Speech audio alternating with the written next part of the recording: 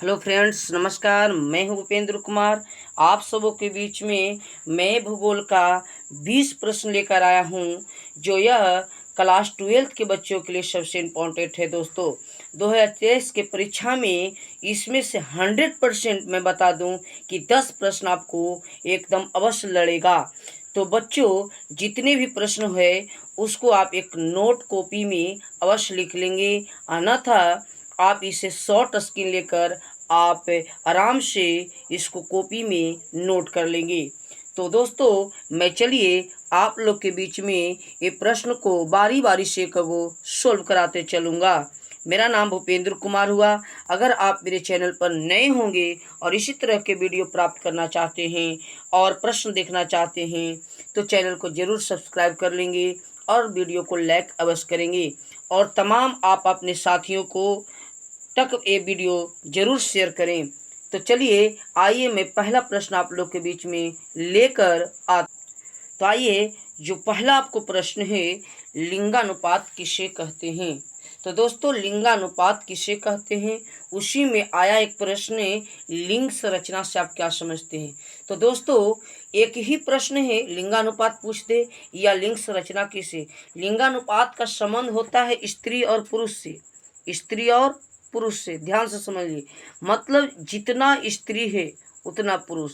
कहने का मतलब है प्रति 1000 पुरुषों पर स्त्रियों की संख्या जो प्राप्त होती है, मतलब किसी गांव है, शहर है, नगर है, देश है, पूरे भारत की आप तुलना कर सकते हैं, तो प्रति 1000 की जनसंख्या पर निवास करने वाले स्त्री की संख्या को ही लिंगानुपात कहते हैं। दोस्तों, 2001 की जनगणना की तुलना कर लूँ तो 2001 की जनगणना के अनुसार भारत का लिंगानुपात 2011 के अनुसार 943 प्रति व्यक्ति पर महिला पाए जाते हैं, तो इसी को लिंगानुपात कहते हैं। आइए, लिंगानुपात में बिहार का स्थान की बात करें तो बिहार का लिंगानुपात 916 2011 के जनगणना के अनुसार बताता है, यानी लिंगानुपात में बिहार का 916 है, भारत का लिंगानुपात 943 है। तो आइए क्वेश्चन नंबर नेक्स्ट आते हैं। देखिए, क्वेश्चन नंबर नेक्स्ट सबसे इम्पोर्टेंट प्रश्न है। अगर आप लोग के पास से नोट कलम है, नोट कॉपी है, तो उसमें अवश्य लिखेंगे, अन्यथा इसको प्रश्न को आप शॉर्ट स्क्रीन लेकर के घर पे बैठकर नोट कर लेंगे। आइए, पूर्वी पश्चिमी एवं उत्तरी दक्षिणी गलियारा का वर्णन करना है।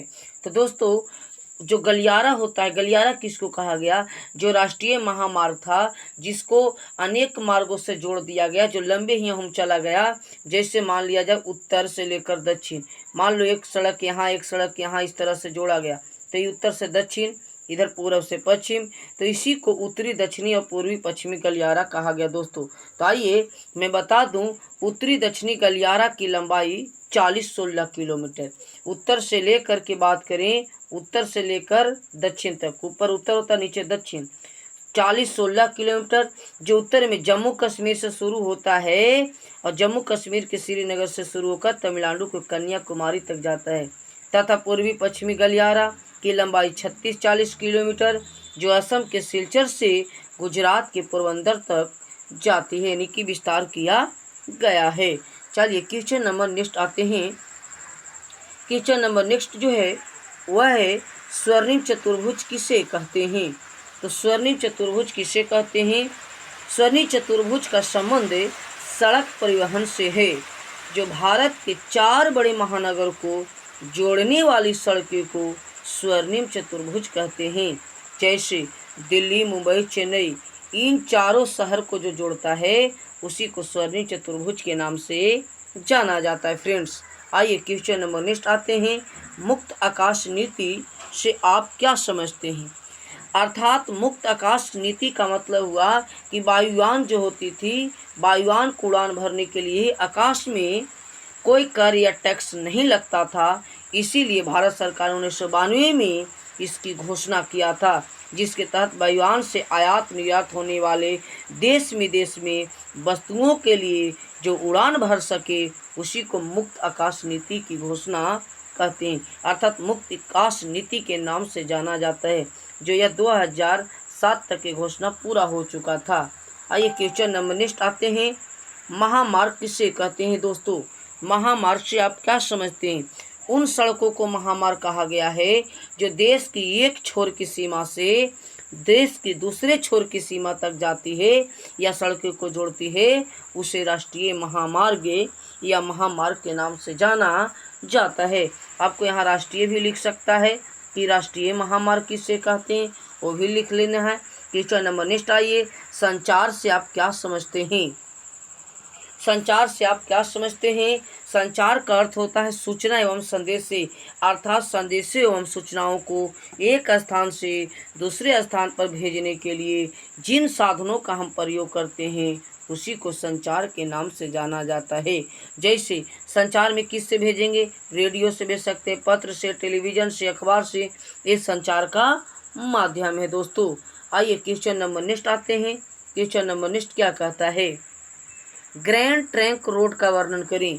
ग्रैंड ट्रंक रोड किसे कहते हैं? ग्रैंड ट्रंक रोड राष्ट्रीय राजमार्ग 1 जो होता है, NH 1 जो है और NH 2 जो है, जब ये दोनों मिलता है तो उसी को राष्ट्रीय महामार्ग अर्थात ग्रैंड ट्रंक यानी GT रोड कहते, याद रखना है, GT रोड कहते हैं।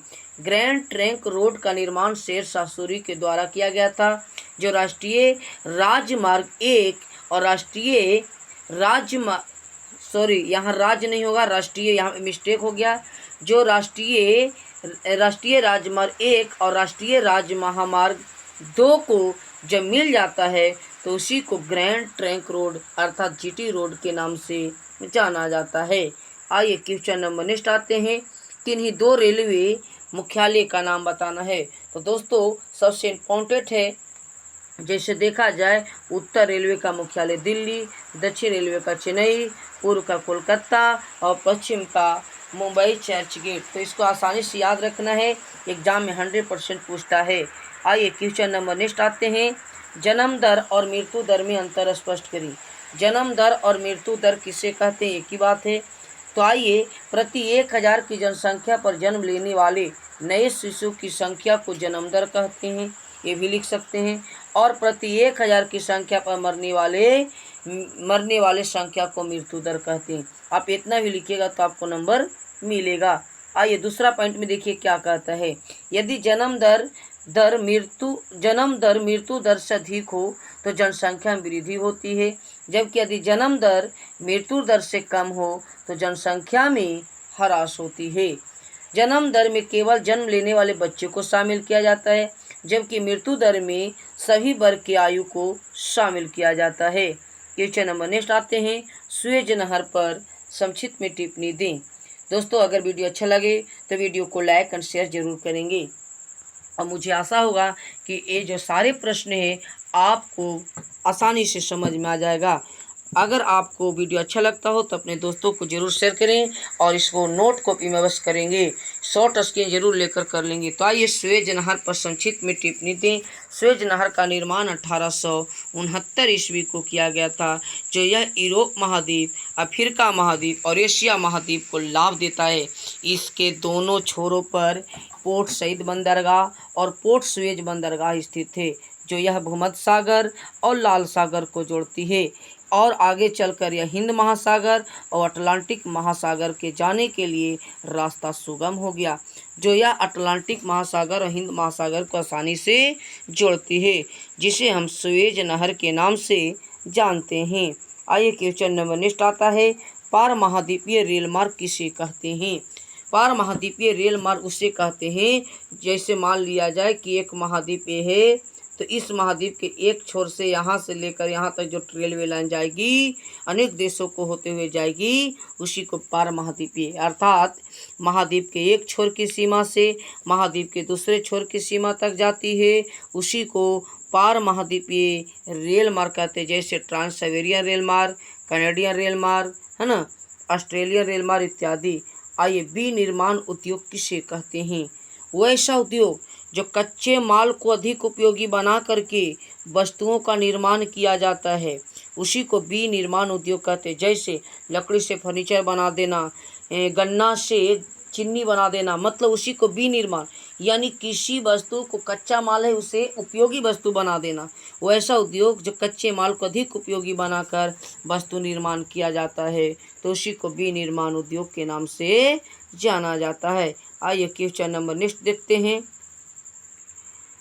तृतीय क्रियाकलाप किसे कहते हैं दोस्तों? तृतीय क्रियाकलाप से आप क्या समझते हो? ऐसी क्रियाकलाप जिसमें सेवा देकर वस्तुओं का उत्पादन एवं लाभ कमाया जाता है तो उसे तृतीय क्रियाकलाप कहते हैं। जैसे व्यापार, शिक्षा, डॉक्टर, वकील, ये सब कौन सी क्रियाकलाप में? तृतीय क्रियाकलाप जिसमें सिर्फ और सिर्फ सेवा दिया जाता है। जैसे आप बस से व्यापार हो गया, बस से परिवहन हो गया, सब तृतीय क्रियाकलाप सेवा देकर लाभ कमाते हैं। तो उसी को जैसे शिक्षा, जैसे कोचिंग इंस्टीट्यूट है, वो सब तृतीय क्रियाकलाप में है। आइए ग्रामीण बस्तियां और नगरीय बस्तियां में अंतर स्पष्ट करें। तो आइए मैं बारी बारी से समझा देता हूँ। ग्रामीण बस्तियां और नगरीय बस्तियां में अंतर निम्न है। ग्रामीण बस्तियां का जो आकार होती है ना, आकार का मतलब रूप जो होता है उसका छोटा होता है। किसके अपेक्षा?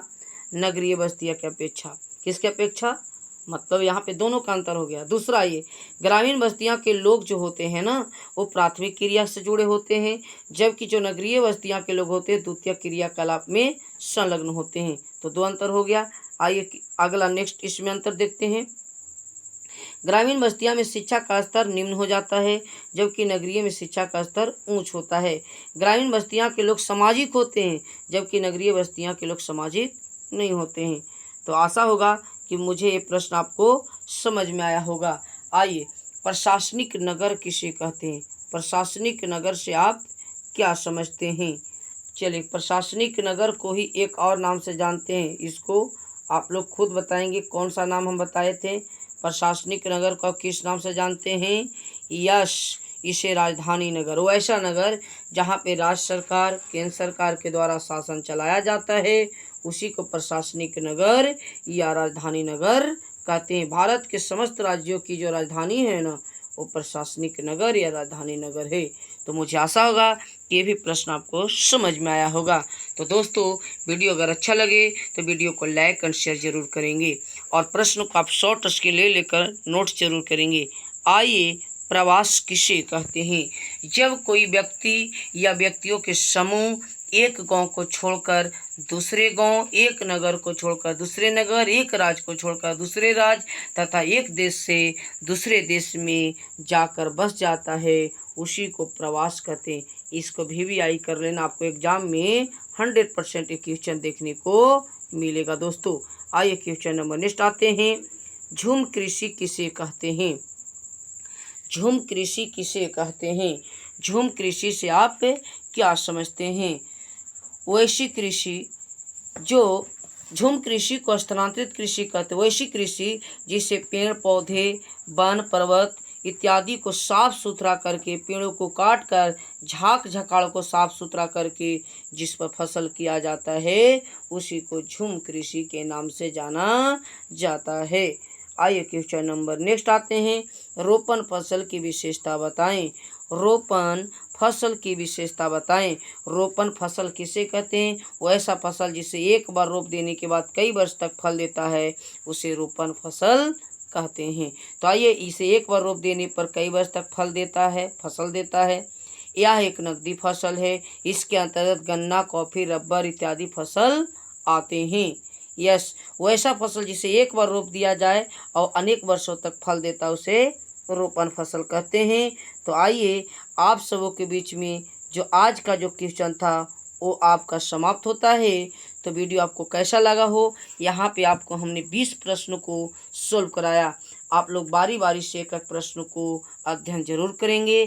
तो वीडियो अच्छा लगा हो तो वीडियो को लाइक एंड शेयर जरूर करेंगे। चैनल को जो नए बच्चे होंगे मैं लाइव क्लास भी दूंगा, थोड़ा सा प्रॉब्लम अभी हो चुका है जो आप लोग सब्सक्राइब जरूर कर लेंगे। चलिए आप सभी के बीच में गुड नाइट, धन्यवाद।